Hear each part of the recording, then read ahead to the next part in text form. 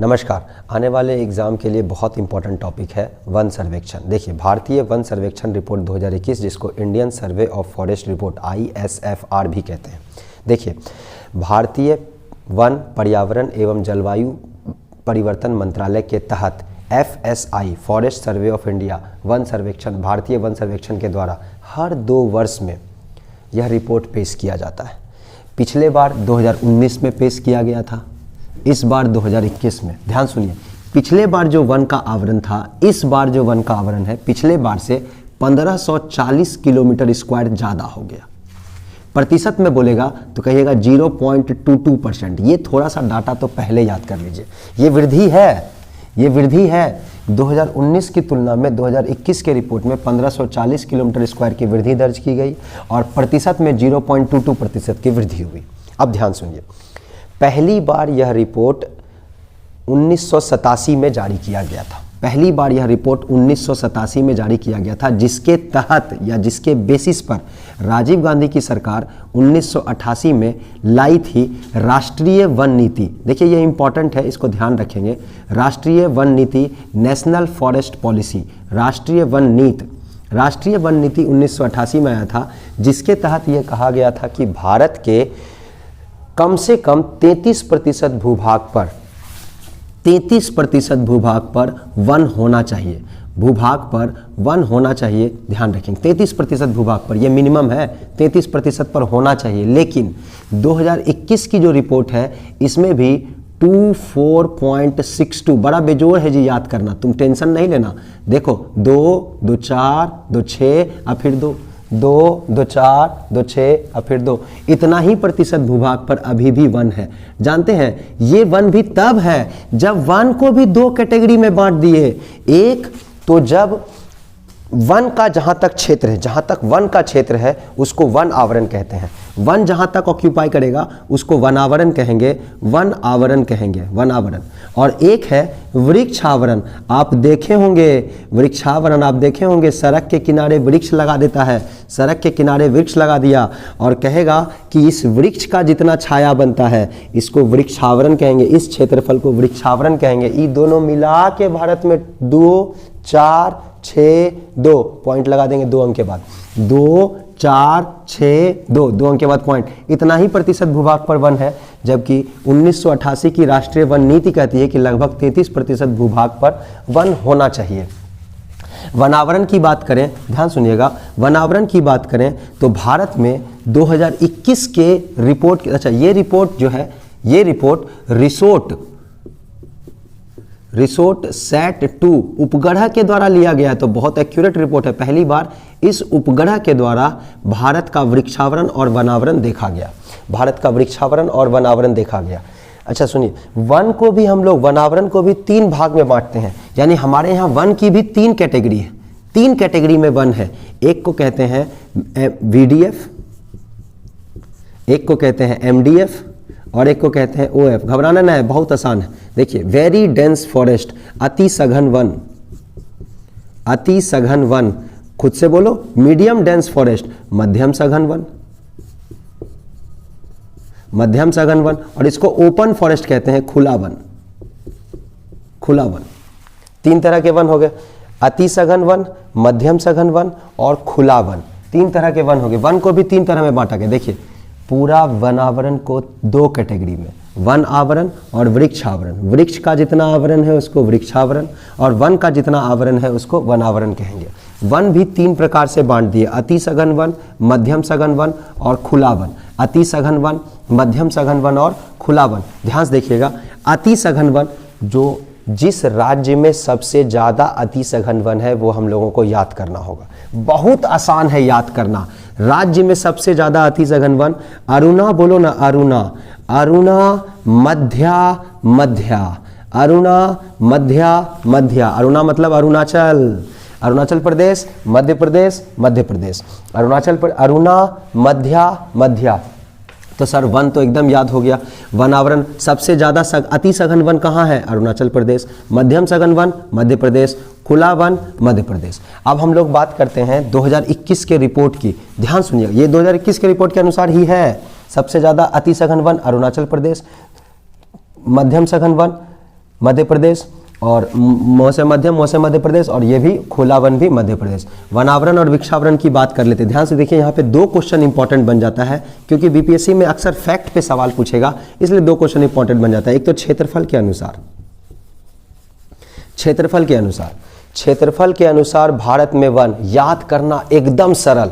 थोड़ा सा आप मेरे साथ ध्यान दे देंगे लाइक बटन के साथ, क्योंकि आपका लाइक मेरा थर्मामीटर है, एकदम हम टाइट हो जाते हैं। लाइक कर दीजिएगा। ध्यान सुनिए, जो क्षेत्रफल के अनुसार की बात करेंगे तो आप कहिएगा कि सर वन रहेगा तब ना अच्छा से जिएंगे, भगवान के साथ जिएंगे। और एक अरबी फ्रेज है जिसको कि आप ट्रांसलेट कर सकते हैं, उसका ये होता है कि बिस्मिल्लाह अल रहमान अल रहीम। अरबी फ्रेज है ये, जिसका अरबी फ्रेज में 786 कहते हैं इसको। एक लकी नंबर है, इस्लाम में एक लकी नंबर है, उसी से याद कर लेंगे वन। आप कहिएगा सर वन 7 तेरे 786, अरे 7 तेरा 786, आप 6 को उल्टा करके लिख दीजिएगा, 789 हो जाएगा। बस ध्यान रखना है, 6 को उल्टा देना है, 7 तेरे 786। वृक्ष का आवरण का बात करेंगे तो आप कहिएगा सर ये तो खड़े याद कर लेंगे, 95,748 वृक्षावरण, 95,748। अगर आपसे सवाल में आ गया कि कुल कितना वन है भारत में, कुल कितने भूभाग पर वन है क्षेत्रफल में, तो आप इसको जोड़ दीजिए ना, इसको जोड़ दीजिए। 9 8 17 बच गया 1, 8 4 12 1 13, 1 7 7 14 1 15, 1 13 3 5 8 और 1 9, 1 9 10 0, 1 बच गया 7 और 1 8, बस जोड़ दीजिए। इसको याद थोड़े रखना है। 7 तेरे 789, 86 नहीं 789, और इसमें 95,748। अगर हम प्रतिशत की दृष्टि से बोलें, प्रतिशत की दृष्टि से कितना प्रतिशत ये भी ध्यान रखना होगा आपको, तो कहिएगा सर वन का बड़ा बेजोड़ है 21.71। अरे ये तो बड़ा बेजोड़ है जी, 21.71% वनावरण है, जबकि वृक्षावरण 2.91% है। वृक्षावरण 2.91, एगो दो याद करो ना, 21.71 वनावरण, वृक्षावरण 2.91%। भारत के 2.91% भूभाग पर वृक्ष का आवरण है, जबकि 21.71% पर वनावरण। अगर इस दोनों को जोड़ देंगे तो याद तो किए ही तुम, 2 4 6 2 जोड़ो 1 1 2 9 7 16, 2 4 2 2 4 6 2। अगर आपको कोई भी एक याद है तो आप घटा के भी निकाल सकते हैं, ऐसा क्या है, इसमें तो कोई दिक्कत है नहीं।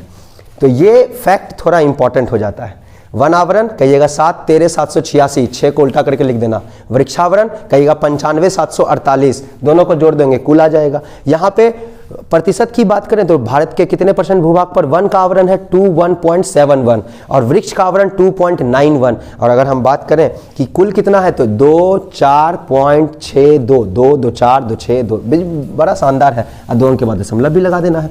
ये हो गया वनावरण की बात। अब हम आपको थोड़ा सा बताते हैं एक और इंपॉर्टेंट चीज, बस इसका स्क्रीनशॉट ले लीजिए आप।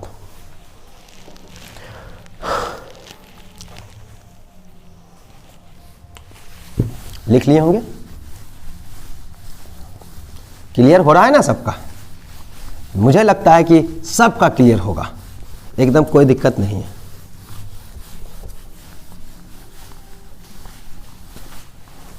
एक मैप बनाएंगे जिससे आप एकदम सब क्लियर होगा। बस 1 मिनट दीजिए हमको, थोड़ा सा मैप बना देते हैं हम भारत का, आपको एकदम क्लियर हो जाएगा।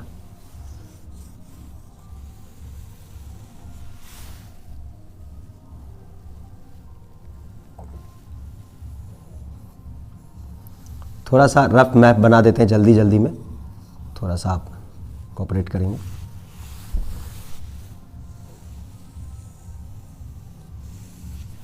ध्यान से देखिए, एक थोड़ा सा रफ मैप बना दिए हम। अगर आपसे पूछे, देखो 3 तरह का सवाल, बस यहाँ 4 तरह का सवाल बनता है। एक तो कहेगा क्षेत्रफल की दृष्टि से सबसे अधिक वन कहाँ है, क्षेत्रफल की दृष्टि से सबसे अधिक वन, सर्वाधिक वन, क्षेत्रफल की दृष्टि से सर्वाधिक वन। और ये सर्वाधिक वन आपसे पूछ सकता है प्रतिशत की दृष्टि से भी। तो दो तो पहले ध्यान रखिए, सर्वाधिक वन क्षेत्रफल की दृष्टि से कहाँ है सबसे ज़्यादा, और सर्वाधिक वन प्रतिशत की दृष्टि से कहाँ है। तो 3 राज्य हम लोग याद करेंगे, 3 राज्य याद करेंगे, सबसे ज़्यादा, सबसे उसके बाद और उसके बाद। फिर कमी भी देख लेंगे, बस कहानी खत्म हो जाएगा। सर्वाधिक वन की बात करें क्षेत्रफल की दृष्टि से तो आप कहिएगा सर बड़ा आसान है, ध्यान से सुन लीजिएगा मेरी बात। ये जो आप ये जो आप राज्य देख रहे हैं इसका नाम है मध्य प्रदेश, इसके बगल में है छत्तीसगढ़, इसके बगल में है छत्तीसगढ़, और ये जो बना दिए हम ये अरुणाचल प्रदेश। तो बड़ा बेजोड़ है।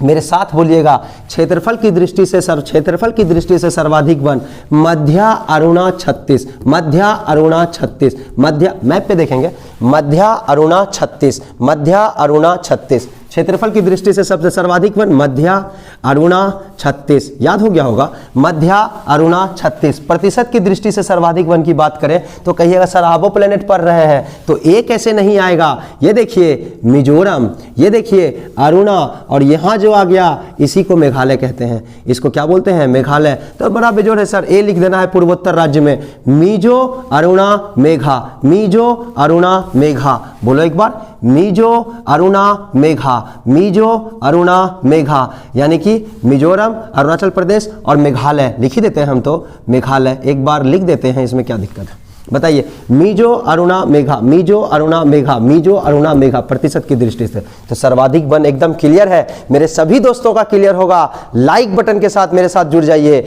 एकदम क्लियर होगा, करंट अफेयर का टेंशन एकदम खत्म है। ध्यान से सुन लीजिए एक बार, सर्वाधिक वन क्षेत्रफल की दृष्टि से मध्य अरुणा छत्तीस, यहां देखेंगे मध्य अरुणा छत्तीस, और प्रतिशत की दृष्टि से ए लिख दीजिए, मिजो अरुणा मेघा, मिजो अरुणा मेघा। एक बार इसका भी स्क्रीनशॉट ले लेंगे।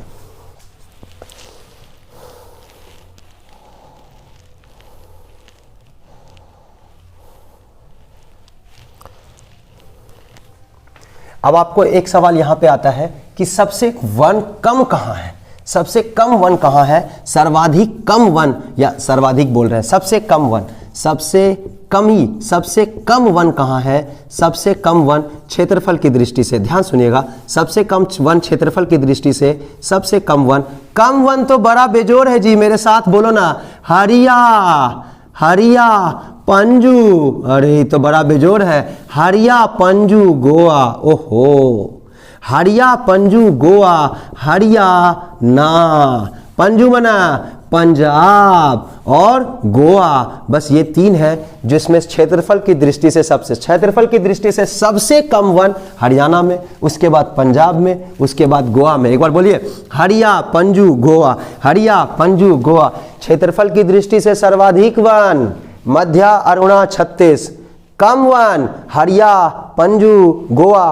प्रतिशत की दृष्टि से सर्वाधिक वन तो कहिएगा सर मिजो अरुणा मेघा, मिजो अरुणा मेघा। एक बार इसको लिख लीजिए।